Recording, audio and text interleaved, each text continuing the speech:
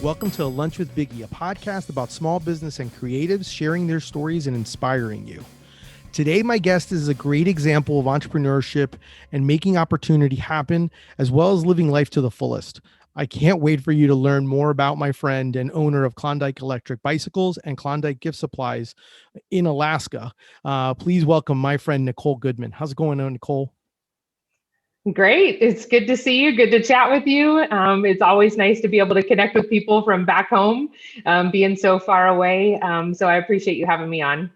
No, this is great. This is great. Well, since it is my lunch break, and obviously I have lots of questions to ask, and I'm having lunch.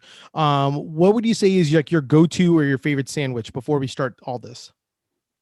Hands down, grilled cheese. I am a classic sandwich girl. I love my grilled cheese on sourdough with some good Tillamook cheddar cheese. Yeah, that you definitely hit that.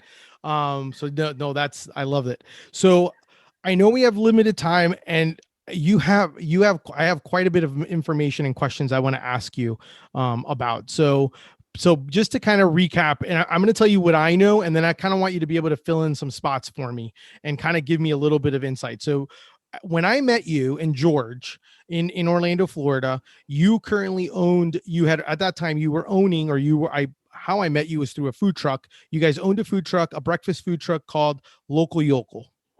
And then you also had a small business also called Gifted Enrichment, was the other one, which was like vintage sales and rentals.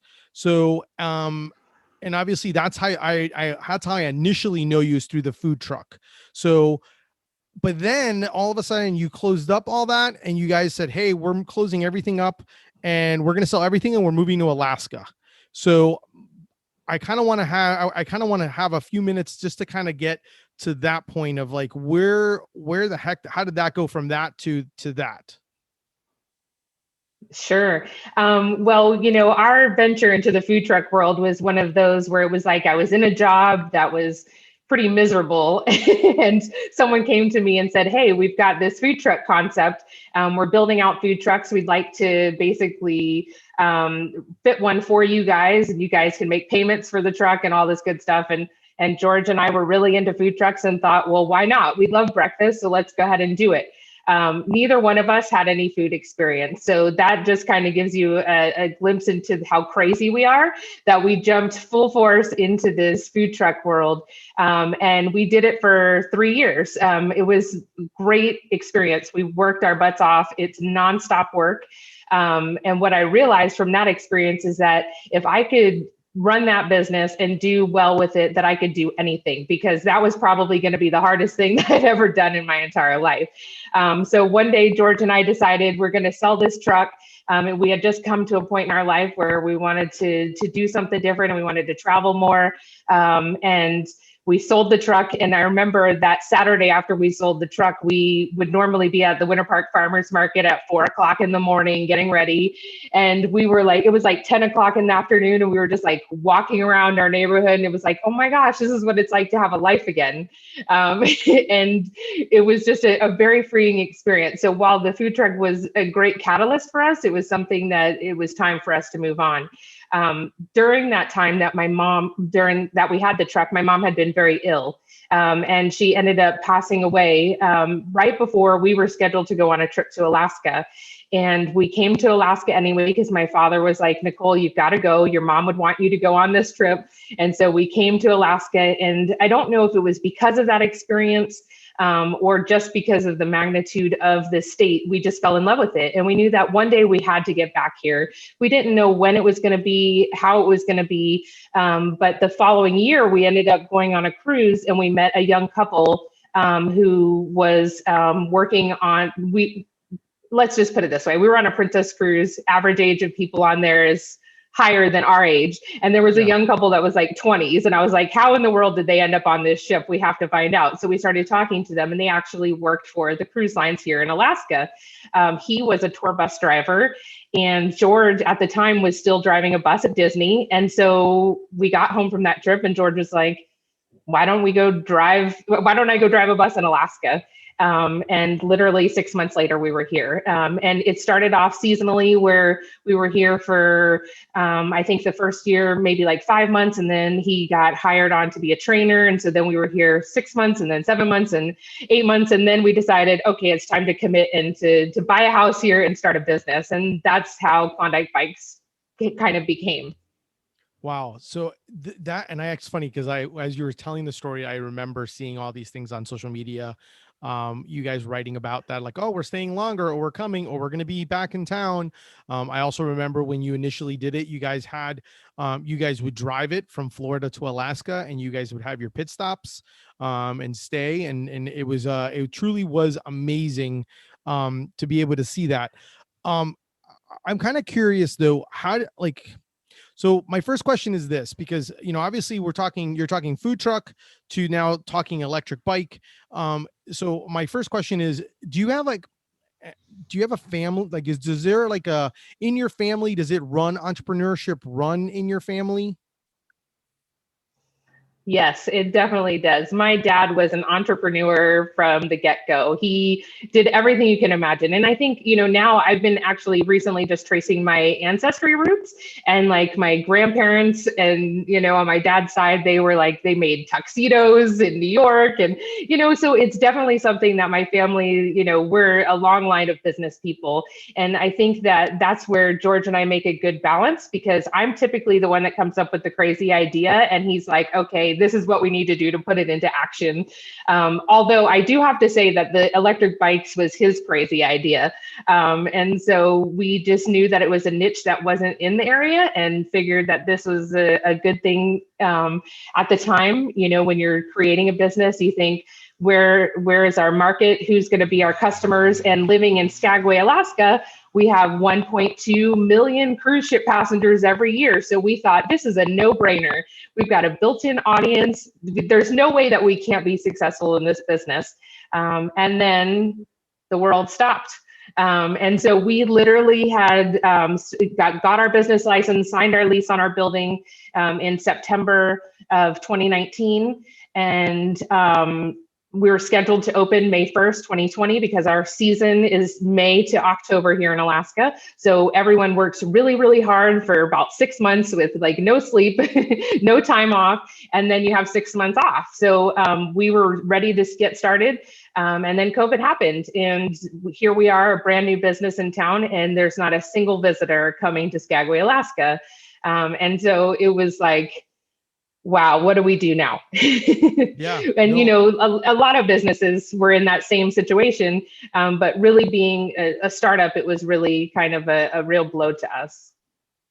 No, and I can imagine with that. But then at the same time, obviously based on I would say your entrepreneurial spirit, but at the same time also kind of like thinking, I know you guys have pivoted. So I know that there's Klondike Gift Supply, and then I also know that you're doing also Northwind social media, as well. So like, is that kind of how the pivot went? Like and tell me a little bit about those, how you decided to go and pivot that way, even though at the same time, obviously you still have Klondike Electric Bikes. Sure. So, George and I, everything is based on travel for us. Everything in our lives ends up being, something that we experienced on a trip somewhere. We had gone to Maine several years ago, and we walked into this gift shop that we fell in love with. Like, we knew that one day we were going to own a gift shop like that. And we had originally talked about opening one up in Central Florida when we were down there. And we knew that someday that would happen. And so with this Klondike Electric Bikes, we have this beautiful retail space. And we thought eventually, once we get the business going, we'll go ahead and start building a retail shop. Well, unfortunately for us, literally, I think we went from having probably 1.2 million cruise ship passengers to maybe there were 100 visitors last year, and that would be a lot. So we did have some people that came into town and they rented bikes, but we knew that we weren't going to be able to survive on that. So basically what I did is I just started really small, and I bought a little bit in inventory. I found some, our whole basis is, most of our shop is Alaskan made. stuff. So I just found some artists in the area and I bought some merchandise, and I just bought a little bit. And then once I made a little bit of money and sold some of that stuff, then I bought a little bit more. And then I bought a little bit more, and I bought a little bit more. And now we've gotten to the point that we have over 25 Alaskan artists that are represented in our shop. And then we also have, just fun, cool gift stuff, because a lot of the stores here they cater to tourists. And so it's all, Skagway t-shirts and all that kind of stuff that people want to take back to their family members. But there's not like, there was something missing. If you wanted to go buy your friend a gift, there wasn't a place to do that. And so we built that niche for us here. And then as I did that, I taught myself how to build a website, create an online store, do all that kind of stuff. Like I mentioned, we had a built-in audience here in Skagway, and then these other businesses in the area, they never had to do social media really, because people were coming anyway. And so a lot of people don't know how to use it. They don't know how it can benefit them. But I found that it was huge to our success in our store, even just locally here, being able to post every day and say, hey, look what we got in the shop today. Look what's here today. Come shop with us. We're open. And people were coming in because they're seeing me post on a regular basis. And so with that, I decided, you know what, I have a skill that I can help other people with. And that's how I just recently started Northwind Social Media, so that I can help other businesses in the area. And I've got, I'm working on a website for someone here in town. And then I've also just got a contract to do some social media for another business. So, I'm just starting it, but there's definitely a need. And my background from those food truck days is really what taught me this. Now I look back at my food truck social media and I'm like, oh my gosh, it was so bad because I didn't know what I was doing. But technology's gotten better, cameras have gotten better, my photography has gotten better, and being able to connect with people has become so much easier. And so I figure I can help others by doing the social media aspect as well. Yeah, so definitely I laughed to myself because I actually heard this is gonna sounds crazy, but like I actually was like I Googled before last night when I was prepping for our conversation, and there's this rap song by this old rap song by Cool Mo D was the name, but his rap was called I Go to Work. And all I did was I thought of you, like that was to me my theme song for you, because of the fact that like you have so many different layers, and you basically are like, hey, I have a skill, I can use this for this. I can do photography for off the beaten path, and I could sell my photography of Alaska. And then, which is I know originally kind of how it started, you were selling some of your stuff. That's how you actually, when you guys first moved down there, you were selling some of your art as well as also working in a gift shop.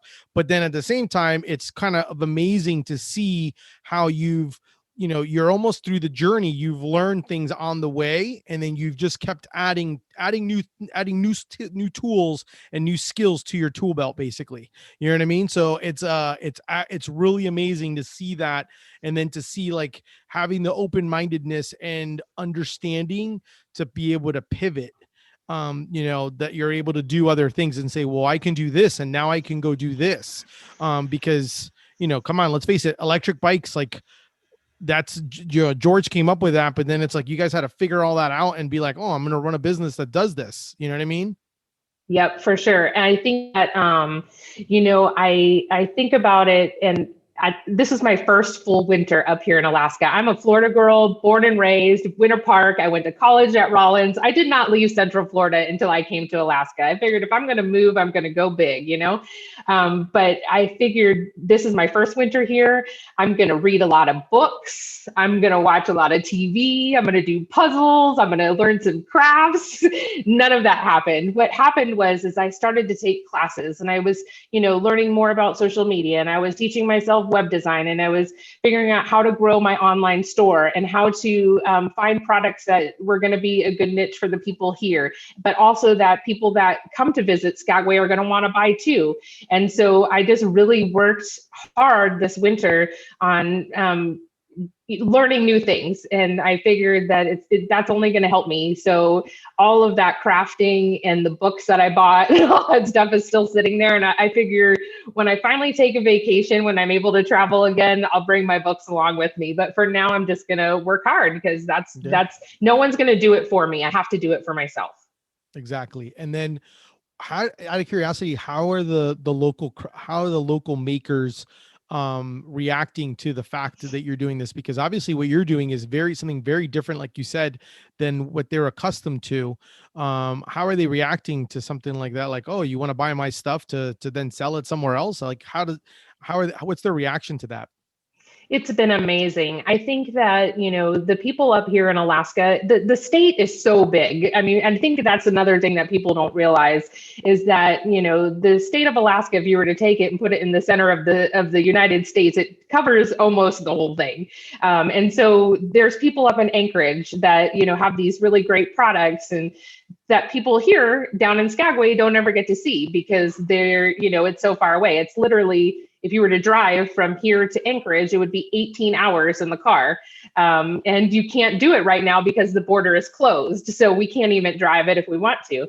And so being able to connect with those makers, and just finding really great products, and they then lead me to other people.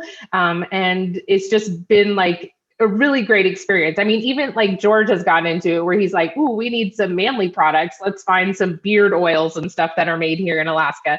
And Yeah. so he went on a search for that type of stuff. So the response has been really, really great. And I think that we've got a really good mix of items in the shop that people are excited about. And we've been really fortunate. There's a group of, like, a couple that lives in Alaska that has a pretty big social media following, because they do a lot of travel with Disney, and people love Disney, Yeah. and they started a thing called Shop 49th. And that Shop 49th is highlighting businesses here in Alaska. And they chose our business as one of the businesses to feature this month. And so we've gotten sales based on that from their followers from all over the country, which has been a really, really cool experience. No, that's phenomenal. I was going to ask you about that because I had seen that on your social with that. Nicole, what advice would you give someone who has a passion to start something or has an idea? What would be your advice or thoughts to share with them? Don't wait until you're ready. You're never going to be ready. It's like when you think about when you're, going to have kids, and you're like, "Oh, we're not ready for this." You're never going to be ready. It's always a new experience, and you have to be willing to just jump into something, and really take a hold of it full force, because, you know, it's part of who you are. I mean, it's part of who I am anyway. But you just have to be willing to take that chance. Don't be afraid, because the worst thing that could happen is that you fail in some way, but that's just going to teach you for the next thing that you do. And so you can't be afraid to fall. You just have to get up and keep going. And just like with the pandemic happening, I mean, we couldn't control that. What was our greatest asset in having 1.2 million visitors turned out to be our greatest weakness, because once those people couldn't come, our business was set to fail. And so you can't be scared. You just have to do it, and you have to be willing to take the chance. Yeah. Do you have a do you and George have like a motto that you guys live by any chance? I don't know if we have a motto per se, but I would say that we're definitely, it's all about finding balance with each other. I think that we're like a good yin and yang partnership. And so I think that it's funny whenever I say, "Hey, George, I'm going to buy this, or I'm going to try this," he always says to me, "Maybe this is our motto. We've spent money on stupider things than that. So go for it." If I want to spend, like, $50 on something that may potentially help our business, he's like, "You know what? We've done, things that are more stupid than Yeah. that. So go ahead and do it." And being willing to go out there. Now, I will tell you that he is Mr. Frugal. So he is like, that's where, I mean, we're the balance, like the perfect balance for each other. And so we just kind of complement each other. But just do it. No, and I think that's really a good point though, because like, the fact that the fact that you guys have been able to do what you do having someone where, let's say, one's the dream, one's kind of like you guys balance each other out, but at the same time, the fact that you both are willing to say, let's hold hands and let's just jump in feet first, is a really, really, really big. I mean, and I've, you and I have kind of had some conversations about this, and I've talked about this on previous episodes of the podcast. Like, I sometimes, obviously, in based on where my current situation, I've never really jumped with Deli Fresh Shreds feet, all in. But I also know that, and and you can correct me if I'm wrong based on this thought process. For me, I've never jumped all in just because of the fact that I've never really felt that there was a market big enough, or I haven't seen enough sales to warrant me to kind of think that. That's a double-edged sword. And I'd be kind of curious what your thoughts are on that, because that's like a double-edged sword in the sense that some people may say, hey, I don't want to do this because I'm not seeing it, but at the same time, maybe because you're not putting all your time into it to make it happen. What are your thoughts? Yeah, I definitely can see your point in that. It is a double-edged sword. I think that, when before we made the decision that we were going to come up to Alaska, we played it very safe. Even the whole time that we had our food truck, I was working part-time.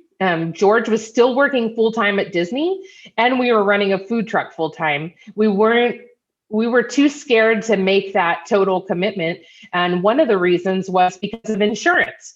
What happens if you leave both of your jobs and then you don't have medical insurance? That is so important. And I think that as a society, we get so stuck in that we're afraid to take that jump because we don't want to, miss out on that type of stuff. But once we did it, and once we started looking into, okay, this is what we're going to do, we realized that, there were insurance options for us. And actually, we, have better insurance now than we did before. We're paying less money. It's really crazy how the world works out. You just never know, but you have to be willing to take that chance. But there's always that thing in the back of your head that's like, hey, I've got a family to support. What happens if this doesn't work out? And I think that, if you're able to take that time and to grow your business, then you'll see momentum. But I can understand that it is a scary, scary thing. We have been very fortunate in that, even during this crazy time, we've lived in a community that's been very supportive of us, and coming to shop and coming to spend money locally. But it could have gone a totally different way, and you just have to be willing to take that chance. And it's hard. And sometimes I'm like, oh man, what did we do? What have we done? But at the end of the day, when I see, people excited about our store or, what we're doing, then to me, it makes it worth it. No, it totally makes sense with that. Funny story about the fact. So a few things. One, because of Nicole and George, that's actually the reason why we ended up, and she actually, once again, another one, figuring out ways of how she can make herself useful and have opportunities. She was actually my travel agent to get me set up so that we can actually go on a trip. And my family, along with another family, it was my 15-year anniversary gift, and we all decided, both families, they were also doing 15 years. We all decided to do a trip to Alaska. And we got to go to experience Alaska, do an Alaskan cruise. And it was probably one of the most amazing trips. A lot of it helped because we would see Nicole's pictures and just be like, oh my gosh, this is amazing. And I'd laugh because sometimes people would say, like, you're going to go to Alaska? Isn't that where old people go? And I'm like, no, man, it's beautiful. I'm like, I just want to experience it. And it was amazing because since you guys had so much insight on everything, since you guys live there, it was really amazing to be able to see Alaska and through my own eyes, not just through your photography, and at the same time be able to experience, get a taste of it, obviously on via a cruise ship. Absolutely. The crazy thing is I'm a photographer. So to me, pictures are so important, but I will tell any person that asks that a picture of Alaska is not doing it justice. Even the best pictures of Alaska do not do it justice. It is the most beautiful place. And we've been to all 50 states. We completed our 50th state this year. And we've been all over the world. It's still the most beautiful place I've ever been. It's just, there's something magical about this place. And, we're really, as a community, community and as a state trying to get people to come and visit here this year. Because even though cruise ships aren't coming here, you can fly in. There's ferries that'll get you to the smaller towns like Skagway. And it's really a great time to come because there's not going to be 1.2 million people in town that you're fighting with. There's wide open spaces. Our communities, there was an article that just came out that said our community is the #1 vaccinated county in all of the United States. Wow. So, we're doing things right up here and we're ready to welcome people back, and we want people to come and visit and see this amazing place because it's truly, truly special. I mean, it got me to leave Florida. Like I said, born and raised, and here I am. And I the first night that I got here, when we decided to move up here, I was like, I'm home. This is where I'm supposed to be. That's awesome. And I think what's also amazing, and I'm obviously looking at it in a positive way. I really do feel that at the end, once we get over this hump and people start traveling again, the fact that what you've already been able to, because of you thinking ahead and thinking of ways of being able to do things, I really do think it's awesome because you'll have your Klondike Electric Bicycles, going for the tourist, but then you also have the other side where you'll actually be able to, actually do selling, and you've already established that. So that'll just keep building momentum. So I think that is really impressive if you think about it, in the sense that you kind of, a lot of times people talk about how the pandemic has been horrible, but there's a lot of people who, if they put their head down and they just say, we're going to figure out new ways and I'm going to pivot properly and figure out ways, almost like kind of like a tree branch, like you're building from your tree and you're basically growing from it. And at the end of the day, I really do think that it's going to be one of those things where it's going to be an amazing opportunity for you once the pandemic ends and people start traveling. You'll have already created this world of people being able to know who you are, and at the same time, it'll be amazing for it. So I'm excited for you guys. We're excited for that too. I mean, we kind of feel like we're the lucky ones because we don't really have anything to compare it to. I feel bad for a lot of the larger businesses here that have had really tremendous years and then got hit really hard last year. We don't have that to compare it to. So anything is going to be better than what we did last year. And so we can continue to build on. And it's just, once the bikes get going, I know that it's just going to be a great success because they're so much fun and it's a great way to get around town. And so we're really excited about that. So when you do the bikes, the situation with the bikes, because I mean, they're really nice bikes, and obviously being electric and everything, is it like is the cost get kind of crazy because you're shipping stuff to Alaska, or was there a local company that somehow, you know what I mean? Like how did that go about when you're doing all that?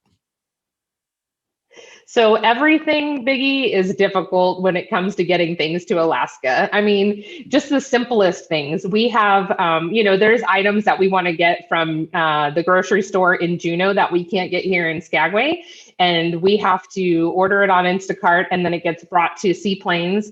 And then from Seaplanes, it gets sent to us here in Skagway. Well, we've had a bout of bad weather. Like literally, it took my groceries 10 days to get here from Juneau because the snow was so bad they couldn't fly, or the wind was so bad they couldn't fly. So everything, you always have to plan ahead. So with the bikes, we actually had them sent to a freight company in Seattle, Washington.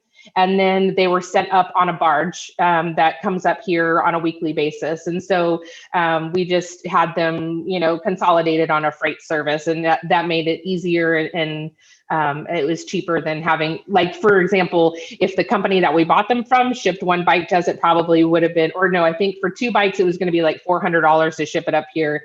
We did our first 2 bikes before we decided to open the business. We bought 2 bikes to try it and see how it was. And I think with the freight service, it was like $150. You know what I mean? So it was a fraction of the cost. So by doing that, and so a lot of people that have stores up here will do that, where they'll have everything just sent to Seattle, and then it'll get sent up. People do that with their cars. They do it with their furniture. I mean, everything is, it's so, like, it's a totally different way of life up here. You just, you have to adapt, and we were watching something the other day, and George was like, do you think people would just die if they came up here and had to deal with, like, the fact that it took us 10 days to get our groceries, or like one of our cars is broke down right now. And so we had to order a part from Juno, and it's been like 4 days, and just whenever the weather's good, it'll get here. It's just a crazy thing. Yeah, that's truly insane, and definitely something to be able to be adaptable, and at the same time just a totally different thought process, because you're right, we live in a world where, you order something on Amazon, you need it, you order it on Amazon and you get it the next day, and that's not obviously, Mother Nature sometimes doesn't allow that to happen. So yeah, definitely very interesting. What if I guess what are some things that you wish you knew, or that you would tell yourself, if you were to, like, if you could, based on what you've experienced, like if you could tell yourself anything, like, hey, in the future this is what I would do, like, and do you have any tips or anything that you would think, life lessons that you've learned in your journey of as you're building your entrepreneurial life, and building businesses? Is there anything that you've learned, that, or life lessons, or or anything that you want to share, or that you think people would be relevant for them? Sure. I think that what I would share to people is to be open to new experiences and to trying something different. I always say in my past life, I was a director of career services for a college, and that's what I did for a large portion of my career. I went to college, and then this is the path that I was on. And it wasn't until I started doing volunteer work that led me to working for a nonprofit, and then that led me to the food truck, and all these different things. I mean, I've done a little bit of everything. I've worked for a politician, I've done nonprofit work, I've worked in retail, and every little thing that I've done has given me skills that have helped me in my business life, in growing my own business. And so I think sometimes people are like, oh no, I can't do that, or no, I don't want to try that because it's different than something I've done before. But I would say do it, because if I never took that step to own a food truck, I learned so much. Like I said, if I can do that, I could do anything. That's how I felt about it. But it's because I was willing to take that step. I honestly thought, when we started the local yokel, that George was going to be cooking and I was going to be sitting in the window being all happy and cheery with everyone. And somehow I'm the one that got stuck on the griddle cooking. And if my mom was alive now, she would probably be like, I can't believe you did that. You know what I mean? Like, it's just, you have to be willing to take a chance and do something that takes you outside of your box. No, I think that's a great, definitely a great tip, and definitely I think so important to be able to have, and you're definitely an amazing example to showcase that idea and that thought process. Especially, it's funny because Kristen and I were talking before, and as we were driving, and I was thinking of like, oh, what do you think I should ask Nicole? I was like, her number one thing was like, she's like, I can't wait to hear like what the heck made him go from Alaska to Florida, from Florida to Alaska. And I was like, yeah, I'm like, it'll be very, very interesting. Well, if you can do me a favor, the floor is yours. Obviously tell folks where they can find you, where they can support you, where they can see the cool Alaska, photography, as well as Alaska products, as well as also when they come and take a trip to Alaska, on a cruise ship, where they can see you, and as well, maybe rent a bike. By all means, floor is yours. Plug away, please. Awesome. So we are located in Skagway, Alaska. Our website is klondikebikes.com. You can get to our Klondike Gift Supply website from that site. As I mentioned before, we've got over 25 Alaskan artists that we showcase on there, and some just fun gifts. We wanted to include things that we love in our shop as well. And so that's one way that you can find us. We also have Off Your Beaten Path. Offyourbeatenpath.com is my website for my photography, and I have photographs for sale. I sell my prints from some of my travel from Florida, from Alaska, but I also do family photography and food photography and product photography. So if you're in Alaska on a vacation and you want to get pictures taken not on the cruise ship, I can do that for you too. And then, like I mentioned before, I've started my social media business, and that's northwindsocialmedia.com. And I have all sorts of different packages available through there where I can do social media management. I can help build websites. We can do brand logos. We can do photography. We can do coaching. Whatever you need, we'll meet you where you're at. And that's it. And she does, and so many other things. If you need travel arrangements, I'm pretty sure she can work on that because she did that for me. So she does it all, folks. That's our show for today. Thank you so much, Nicole Goodman, for being on the show and for having lunch with me. Definitely make sure to check them out online. I'm going to put all that information, all the different ways that you can find her on my the show notes. So you'll definitely be able to see clickable links there. So definitely, by all means, definitely check her out. And especially if you're in Alaska, definitely go visit them.